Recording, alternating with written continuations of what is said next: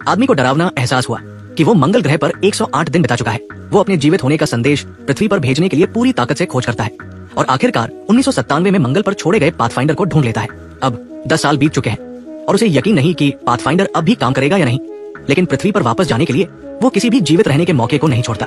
वो पाथफाइंडर को बिजली से जोड़ता है और सफलतापूर्वक 10 साल से बंद पड़ी मशीन को चालू कर देता है और सिग्नल रिसीवर को अपने सबसे करीबी स्पेस स्टेशन की ओर घुमाता है। जल्द ही पृथ्वी पर स्पेस सेंटर के कर्मचारियों को पाथफाइंडर के चालू होने का संकेत मिलता है और वे सीधे मंगल पर पाथफाइंडर के साथ सिंक कर सकते हैं। इसी समय मंगल पर मार्क भी देखता है कि पाथफाइंडर अपने आप चलने लगा है। हालांकि ये पुराना उपकरण 6.5 करोड़ किलोमीटर की दूरी पर है और उन्हें एक संदेश भेजने में 30 मिनट लगते हैं, लेकिन इससे मार्क को पता चलता है कि वो पृथ्वी पर स्पेस एजेंसी से जुड़ चुका है और वो तुरंत बेस में वापस जाता है। कुछ व्हाइट बोर्ड ढूंढता है, उन पर कुछ सरल शब्द लिखता है और फिर हथौड़े से उन्हें कैमरे के सामने लगा देता है। आधे घंटे बाद पृथ्वी पर स्पेस एजेंसी को मंगल से भेजी गई तस्वीर मिलती है और ये नतीजा उन्हें बहुत खुश करता है। हालांकि वे सिर्फ कैमरा घुमाकर मार्क को संदेश भेज सकते हैं, लेकिन कम से कम उनके बीच संपर्क स्थापित हो चुका है। उनके बीच संदेशों का आदान प्रदान करने के लिए मार्क ने 16 अंकीय प्रणाली का उपयोग करने का सोचा।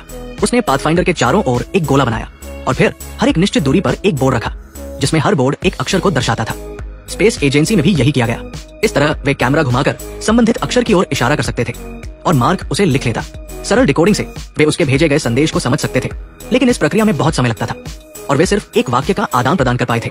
लेकिन जल्द ही स्पेस एजेंसी के विशेषज्ञों को एक तरीका सूझा।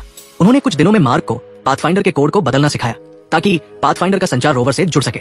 इस तरह स्पेस एजेंसी बिना किसी रुकावट के रोवर के जरिए मार्क से बात कर सकती थी।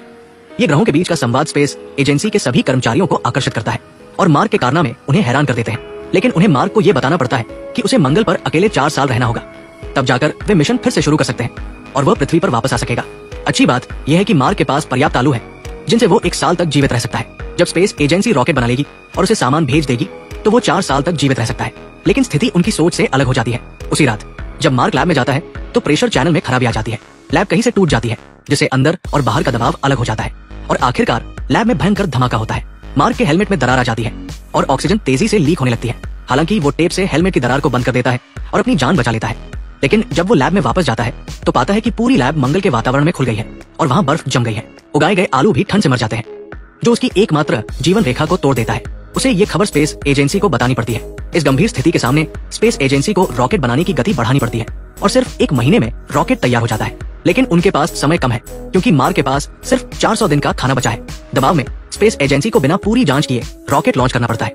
अगर सब कुछ ठीक रहा तो मार्क खाना खत्म होने से पहले सामान प्राप्त कर लेगा। जल्द ही रॉकेट सफलतापूर्वक उड़ान भरता है और सभी इस पल का जश्न मनाते हैं। लेकिन ज्यादा देर नहीं बीतती कि कर्मचारियों को रॉकेट में असामान्य कंपन दिखाई देता है और जब तक वे समझ पाते हैं हवा में उड़ता रॉकेट फट जाता है। जल्दबाजी में रॉकेट लॉन्च करने की वजह से ये असफल हो जाता है। अगर वे फिर से रॉकेट बनाने का समय लेते तो मार्क मंगल पर भूख से मर चुका होता। एक असहायता का एहसास उन पर छा जाता है। 186वें सोल डे पर रॉकेट के फेल होने की खबर सुनकर मार्क जीने की उम्मीद छोड़ देता है। जब खाना खत्म हो जाएगा तो उसे बस मौत का इंतजार करना होगा। जब सभी निराश हो जाते हैं तो चाइना नेशनल स्पेस एजेंसी मदद करने का फैसला करती है। चाइना उस समय सन गॉड प्रोजेक्ट पर काम कर रहा है और उनके पास एक बूस्टर है जो उन्हें कम से कम समय में मंगल की कक्षा में पहुंचा सकता है।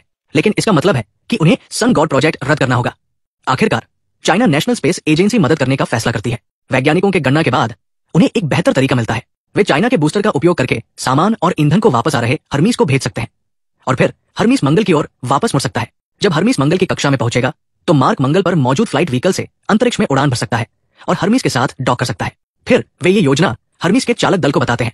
मार्क के जीवित होने की खबर सुनकर चालक दल को अपराध बोध होता है क्योंकि वे मानते हैं कि उन्होंने मार्क को मंगल पर छोड़ दिया था। अब उन्हें मंगल पर वापस जाकर मार्क को लाना है, भले ही इस प्रक्रिया में उनकी जान जाने का खतरा हो। चाइना की मदद से वे सफलतापूर्वक रॉकेट लॉन्च करते हैं। जल्द ही रॉकेट आसमान में उड़ता है और कोई दुर्घटना नहीं होती। वो अंतरिक्ष में हर्मीस के साथ डॉक करता है। ये प्रक्रिया बहुत सफल रहती है। 401वें सोल डे पर खाना बचाने की वजह से मार्क बहुत पतला हो चुका है। हर्मीस को मंगल की कक्षा में पहुंचने में अभी 100 दिन लगेंगे और मंगल पर मौजूद फ्लाइट व्हीकल मार्क से 60 दिन की दूरी पर है। इस दिन वो बेस छोड़ देता है। मार्क अपने साथ सफर के लिए जरूरी सभी चीजें ले जाता है। जब रोवर की बैटरी खत्म हो जाती है तो वो रुककर उसे चार्ज करता है, लेकिन इसमें 13 घंटे लगते हैं। इस दौरान वो मंगल पर मौजूद कई अनदेखे पहाड़ों को घूमता है। 524वें सोल डे पर मार्क आखिरकार एरेस 4 के लैंडिंग साइट पर पहुंच जाता है।